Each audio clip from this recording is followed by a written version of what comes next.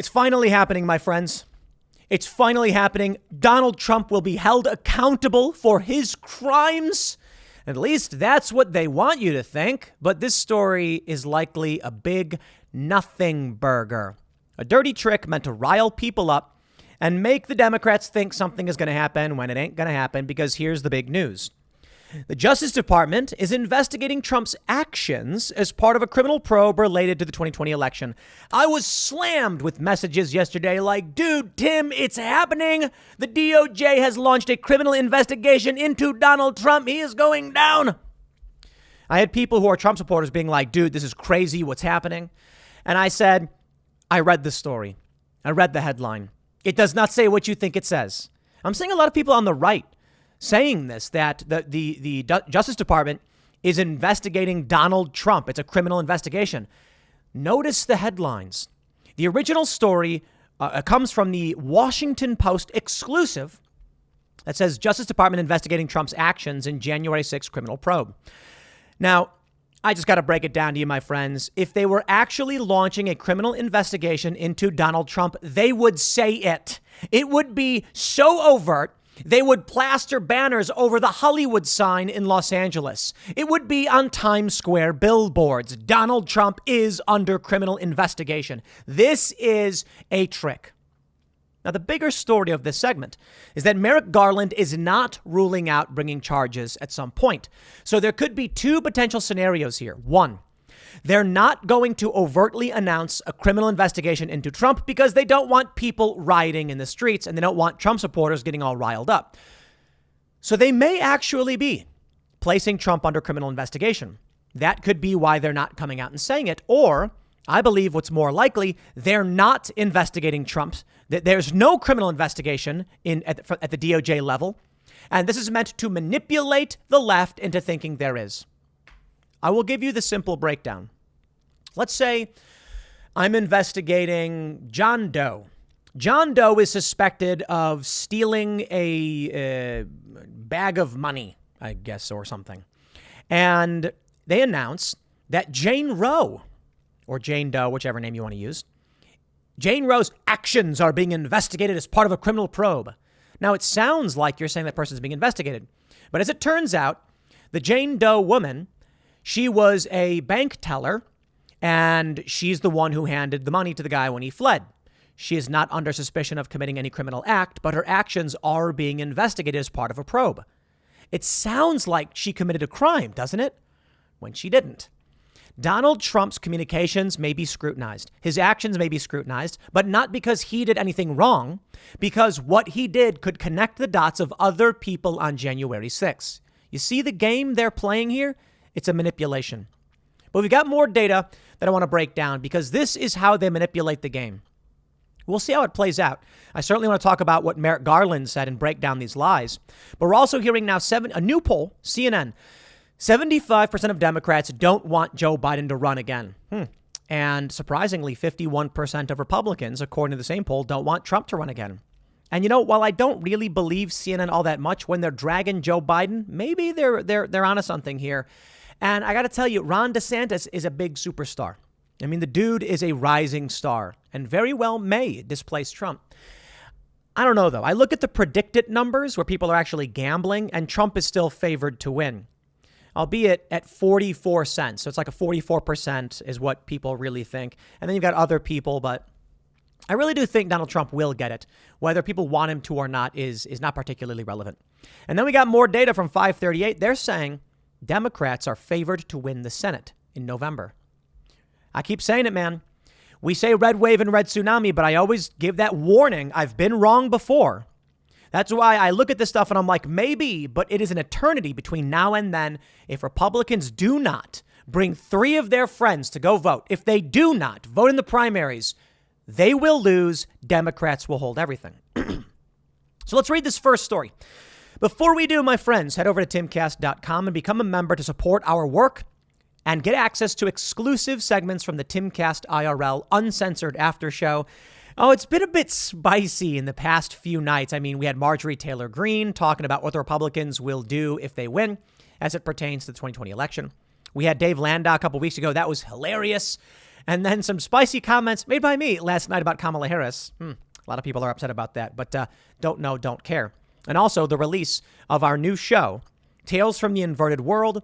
This is an audio-visual experience following Shane Cashman's journey down to Georgia to find the lost Confederate gold. These are hour-long episodes. It is a full show.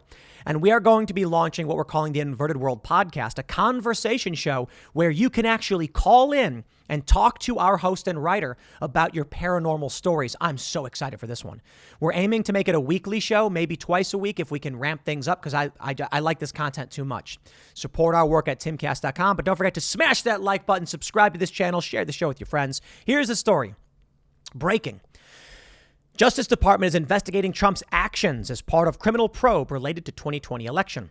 They say the Justice Department is looking into former President Trump's actions as part of a criminal probe of efforts to overturn the 2020 election, according to a new report. Citing anonymous sources said to be familiar with the matter, the Washington Post reported on Tuesday that prosecutors who are questioning witnesses before a grand jury, including 2 top aides to Vice President Mike Pence, have asked in recent days about conversations with Trump, his lawyers, and others in his inner circle who sought to substitute Trump allies for certified electors from some states Joe Biden won. Now, while the Washington Post did not explicitly say Trump is being investigated, many people on the right are saying he is under criminal investigation. But I want to make sure I can drive this point home as we read more. If there was a person on January 6th who opened the door, not Trump, and Trump had said something to them, they may be thinking, like, how did this person know the people were at the front door? Trump told him. So they ask him, did Trump tell you about what was at the front door? They're not saying Trump did something wrong. They're saying we want to build a timeline of events to see how this person came to do the thing they were doing. This is, in my opinion, a big, big manipulation. They say the prosecutors have asked hours of detailed questions about meetings Trump led in December 2020 and January 21. His pressure campaign on Pence to overturn the election, and what instructions Trump gave his lawyers and advisors about fake electors and sending electors back to the states. The Post reports. Some of the questions focus directly on the extent of Trump's involvement in the fake elector effort led by his outside lawyers, including John Eastman and Rudy Giuliani, these people said. 2 things. It could be that they are in the criminal probe probing Trump for a potential criminal charge, meaning he's not suspected of committing a crime. It's a fishing expedition to see if there is one. It could be that they're going after Rudy Giuliani and they think Rudy Giuliani did something wrong. And so they want to know about his communications with Trump. You don't know. Until they come out and say they're doing it, I don't believe it. The report says that the Justice Department received phone records of people in the administration back in April, including Trump's former chief of staff, Mark Meadows. Additionally, Vice President Mike Pence's former chief of staff, Mark Short, and lawyer Greg Jacob have both appeared before a grand jury in D.C. in recent days. I mean, it's getting interesting. Maybe they will issue an indictment on Trump. I'm not saying they won't. I'm just saying take this stuff with a grain of salt. You know, look, it could be a simple solution. This is their precursor announcement. They're going to charge Trump. Could be. I don't want to come out and tell you definitively. What I'm saying to you right now is this story we have does not mean they have. And you know what? Don't take my word for it. I will throw it to the New York Times' Maggie Haberman. You just do a simple search for the word does in the article, and it says, asking questions about Mr. Trump in connection with the electors plot or the attack on the Capitol does not mean the Justice Department has opened a criminal investigation into him. A decision that would have immense political and legal ramifications. But of course, this is what everyone is trying to claim. I'd like to throw it to our good friend Pablo over on Twitter, who posted this meme. It's an excellent meme, good sir. It says, the first time a Democrat hears the mainstream media say they have information that will totally bring down Trump. And it's Chris Pratt doing the excited face. The next one says, the 4,689th time a Democrat hears the mainstream media say they have information that will totally bring down Trump. And it's the same face. Like they haven't learned. Yo, I remember in 2020, I was having all these people tell me how stupid I was. They were like, I'm telling you, Tim, come March 3rd, Donald Trump's going to be made president. I'm like, no, he's not. No, he isn't. He did not win. You can call it whatever you want. You can talk about whatever you want. The point is, when I say Trump didn't win, I mean he was not going to be sitting in that White House. You can talk about 2,000 mules. I think there should be deeper investigations. I'd like to see what happens. But I'll tell you this. When it all came down, when it came down to the vote count, when it came down to the Electoral College, Trump didn't win at every step. And there were all these people that kept saying, like, it'll be March, Trump's the real president, and he wasn't. And it didn't happen. And then Joe Biden took office. He's gutted this country. Y'all were wrong. But look, I can say that. And then I'll say to the Democrats, it is not going to happen. I mean, I'm more likely to believe Democrats would actually prosecute Trump than Trump would be president, because the Democrats seem to be unscrupulous. And so maybe they will try to go after him. But come on. They keep saying it over and over and over again. Now's the time. Remember the memes where it was like the walls are closing in. The walls are closing in. The beginning of the end. The beginning of the end. Is it the beginning of the end? They kept saying it. And then it turned out the Russiagate stuff was fake news. Every time these weird conspiracies pop up, it does not play out. So I'm not interested. The Democrats screamed for years the election was stolen. And I said, come on, just shut up, sore losers. Now we have many people on the right saying something similar. While I can certainly understand the merit behind some of the arguments as to when referring to Time Magazine's article, The Shadow Campaign or 2000 Mules, in the end, what matters is people voted. You may not like how those votes were delivered. The rules were changed, universal mail-in voting and things like that. And I think that played a huge role. Joe Biden got the White House. But that's neither here nor there. The issue is they're doing everything they can to stop Trump from legally and lawfully winning the presidency. CNN reports latest moves suggest DOJ investigation of 2020 election is looking at conduct directly related to Trump and his closest allies. Oh, you see what they're trying to do? They're trying to allude to it. Even in the New York Times article, Justice Department asking witnesses about Trump and its January 6th investigation. Meaningless. We don't know what it means. OK, I don't know. CBS. Justice Department investigation into January 6th now encompasses communications of allies of Trump. Oh, we don't know what that means or why. You know, they're just drip, drip, drip, dropping one tiny piece of the story to keep the narrative of January 6th going, because I think they want to keep Democrats hooked to the narrative, and I just don't buy it. You can think whatever you want, man. But after several years of Democrats claiming Russians were controlling the presidency and we knew it was fake, show me the proof. Show me something actually happening, or I'm just not interested in hearing about it. From the Daily Mail, Merrick Garland does not rule out prosecuting Trump for January 6th. AG says he intends to hold anyone who was criminally responsible for events surrounding Capitol riot or who interfered with the transfer of power. This is where this story right here makes me think of what may happen. It may be that the inquiry into Trump is a precursor to a criminal investigation, a fishing expedition to try and see if they can find anything. That's why they're not ruling it out. And it may be that right before the election, they announce it. Perhaps. I'll tell you this. Donald Trump needs to immediately announce he's running for office. That's what he needs to do. When Donald Trump asked Ukraine about Joe Biden's quid pro quo, they argued that Trump was trying to dig up dirt on his political opponent. And it was so weird because Biden hadn't even announced he was running yet. It was like a year away. It made no sense. And there was still a primary to be had. But they were like, oh, everybody knows Joe Biden's going to run and everybody knows that Biden's his true opponent. I was like, what? What are you talking about? It made no sense. Now, people are posting, it's a good thing they did this before Trump announced. Otherwise, people would claim they're trying to stop him from running for office. They literally write these op-eds in newspapers saying, what we're doing is about stopping Donald Trump from running for office. So maybe they would charge him. Merrick Garland says, we intend to hold anyone who is criminally responsible for the events surrounding January 6th for any attempt to interfere with the lawful transfer of power from one administration to another accountable. That's what we do. In a clip previewing the interview, which will air Tuesday night on NBC's Nightly News, Holt pointed out to Garland that prosecuting a former president or a potential presidential candidate could arguably tear the country apart. Holt asked Garland how much he factored that into his decision. Do you have to think of things like that? In his answer, Garland spoke in vague terms. Look, we pursue justice without fear or favor. Holt asked if Trump launching a 2024 bid would complicate matters. He said, we don't pay attention to other issues with respect to that. Garland said, pushing that the DOJ would charge Trump as if he's anybody else.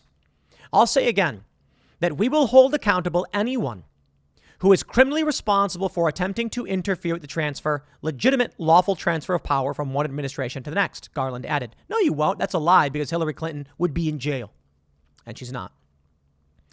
The Department of Justice probe into January 6th is ongoing. with Vice President Mike Pence's former chief of staff, Mark Short, caught by ABC News, leaving D.C. District Court Friday. Very interesting.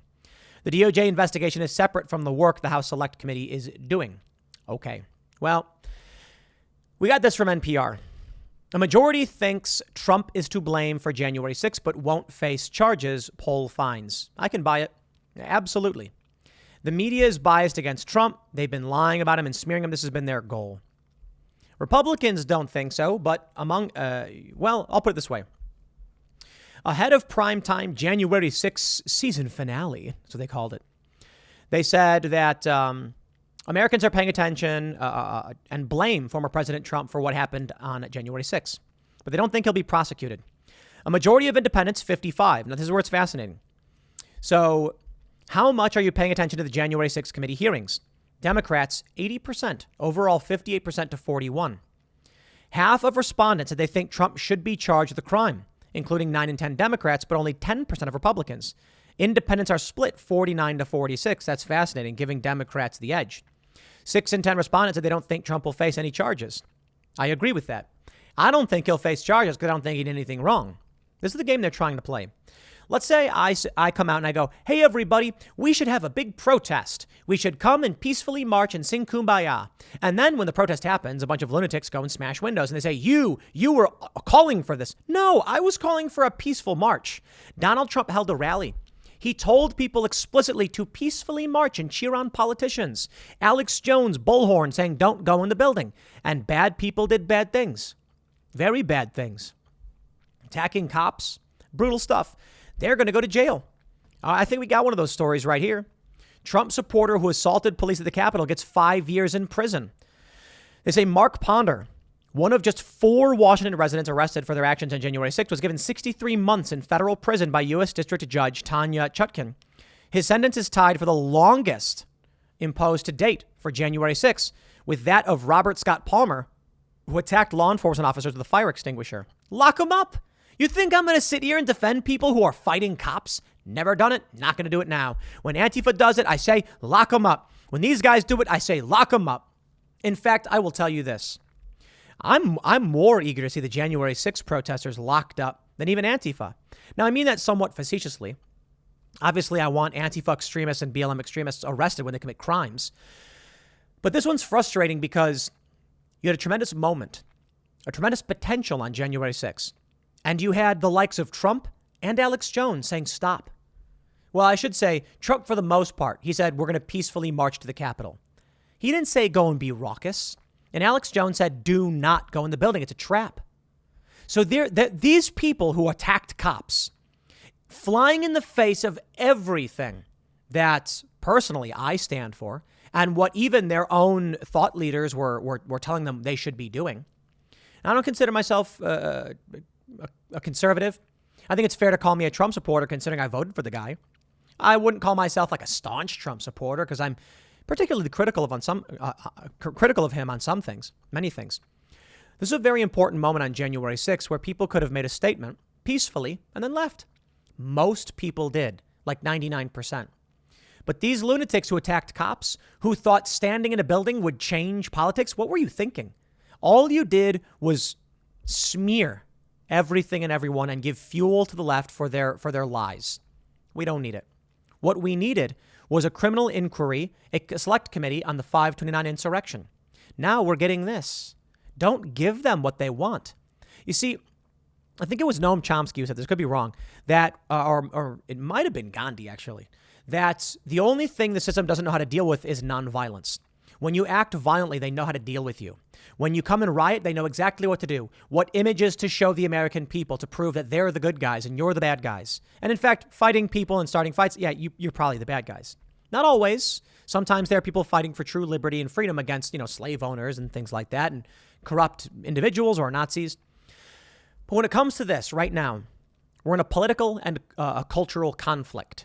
We are not in a hot conflict just yet. We may be getting to that point. In which case, you need to prove that you stand for something. The people who ride on that day didn't do that. They're going to get charged. Well, here we go, baby. Democrats favored to win the Senate for the first time as polling improves. This is the end result.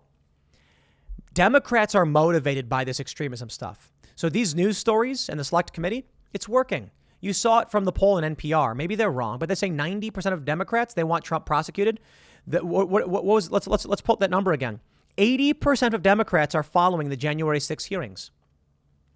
55% of independents. And they're believing this stuff. I remember seeing, without calling anybody out, some moderate individuals I know saying that they were shocked by what they had heard in the January 6th committee. And I said, I messaged them. I'm like, don't fall for this stuff. It's a non-adversarial show trial. There's no cross-examination. There's no opposition on the panel at all.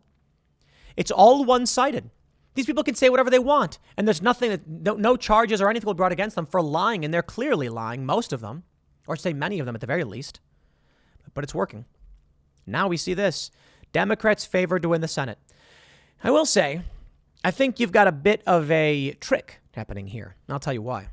538, first and foremost, they could be wrong, and they were very wrong over the past several elections.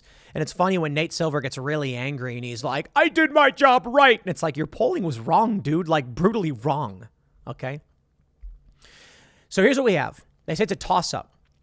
The deluxe version of our model simulates the election 40,000 times to see who wins most often.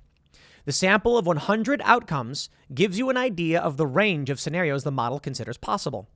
And they say 52 out of 100 show Democrats winning. Now, that's interesting.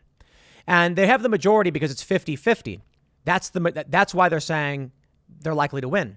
The tiebreaker is Kamala Harris. So if they hold the Senate, they own the majority. Now, there are many circumstances, 40 and 100, so it is a toss-up. I'm going to call shenanigans. My favorite here is there's a potential scenario where Republicans get 56 seats. That I'd like to see. I don't think it's fair to say that Democrats are favored to win. I think something is strange here. For one, with the economy this bad, people are voting Democrat. Well, there is a good point being made by 538. Republicans sure did pick some of the worst possible candidates. Dr. Oz. Ugh. Yeah, maybe he'll win in Pennsylvania. Many people are calling out Herschel Walker, saying he's not a strong candidate. You got a lot of weak candidates. That's a reality. Take a look at this. Forecasting each Senate seat. When you look at Georgia, you can see it's got a blue dot next to it. Or I'm sorry, that blue dot is our sitting senator. But then you've got this right here. It looks like it's leaning blue, slightly blue. Maybe it's a little pink. And I thought about it, and I'm like, it's 50-50, but it's leaning towards Herschel Jr. Walker. Herschel Walker Jr., or his middle name Jr. 54 in 100 to 46. So how is it that, they're calculating this when Georgia, for instance, is a state that probably will go red, according to their own metrics? If it does, that gives Republicans the majority. It could be other states, perhaps. I mean, Nevada's a toss-up. Wisconsin, Pennsylvania is slightly favoring John Fetterman. But it could go to Dr. Oz. The issue, Dr. Oz is a fairly weak candidate. I'll just put it this way. Don't know, don't care. Maybe it will be, maybe Nate Silver will turn out to be correct. Maybe he won't be correct.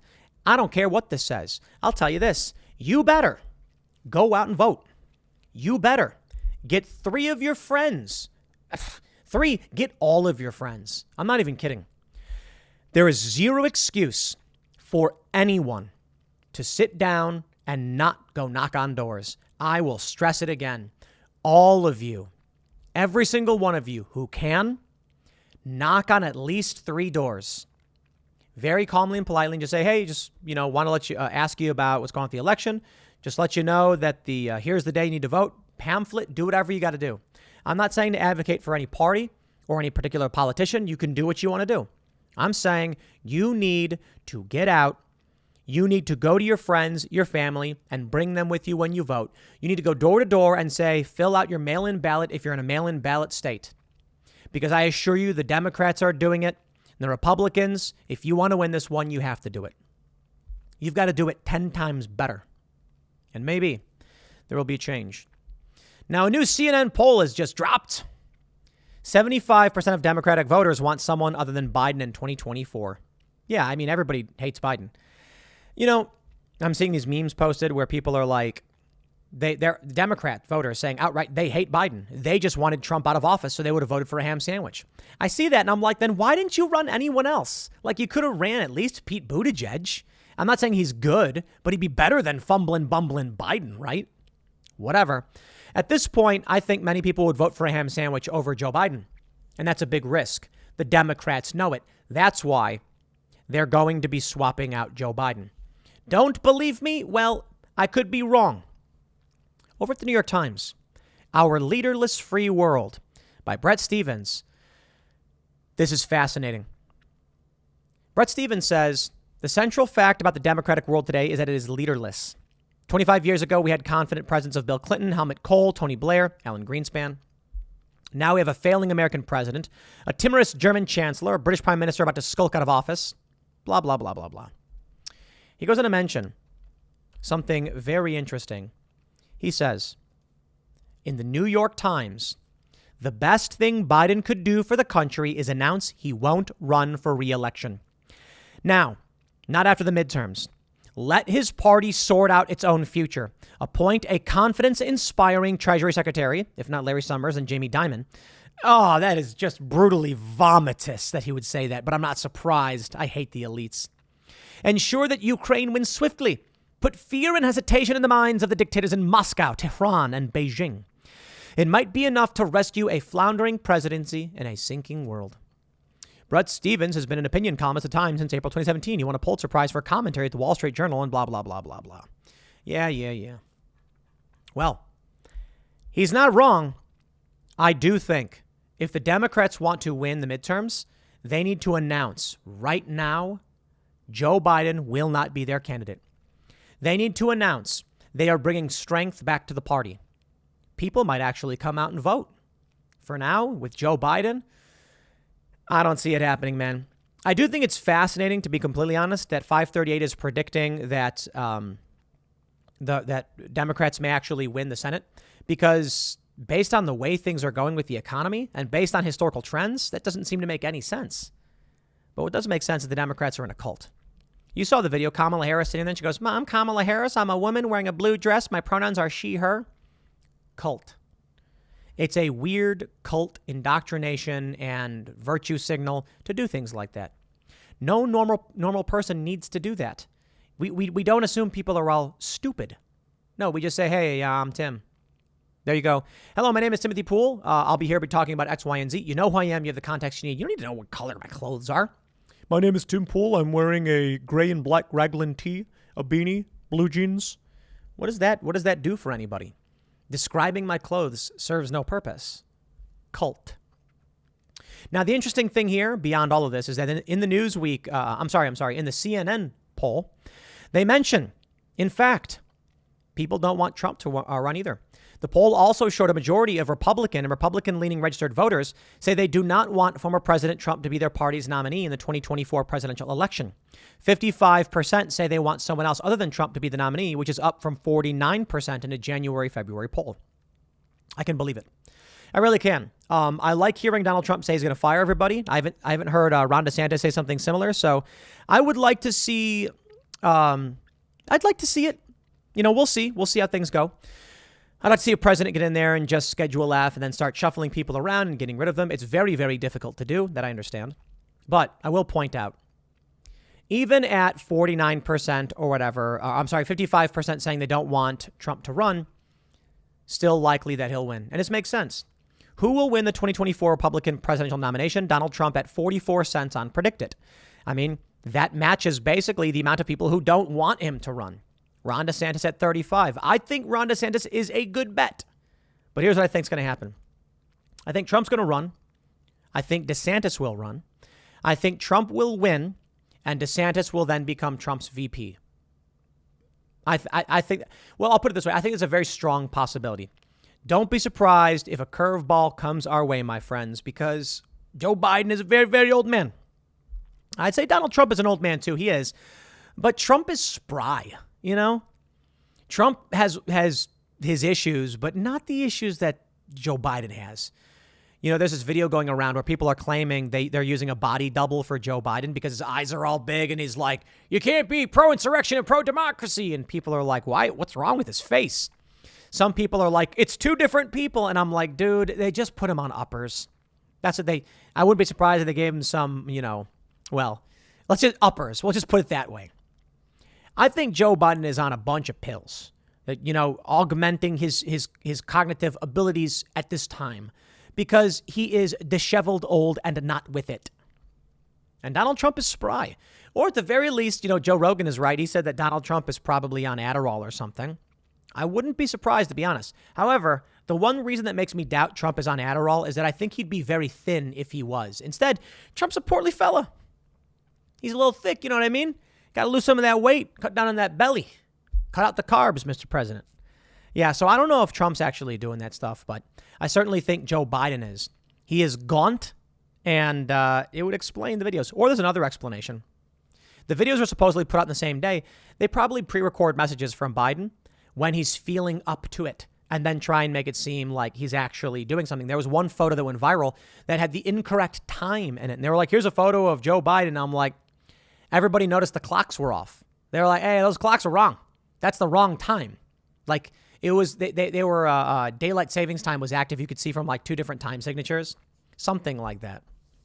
Look, I think it's possible that they'll launch a criminal investigation into Trump. They're going to slow roll it to milk as much as they can.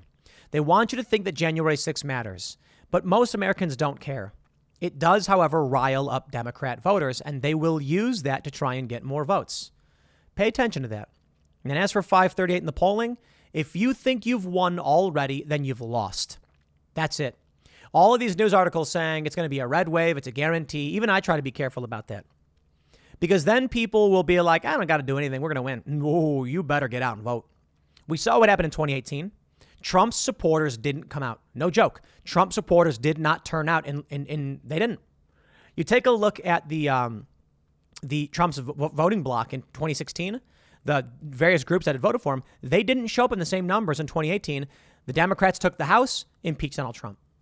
If you want to see accountability, if you want to see something be done about Joe Biden's corruption, you better vote.